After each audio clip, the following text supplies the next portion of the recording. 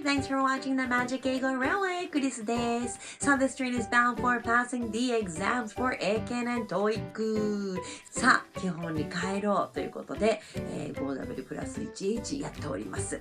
昨日は What プラス B 動詞でした。今日は What プラス一般動詞。って言われるとパッと分かれへんと思うかもしれませんが Very easy. What's inside your bag? これでいきましょう。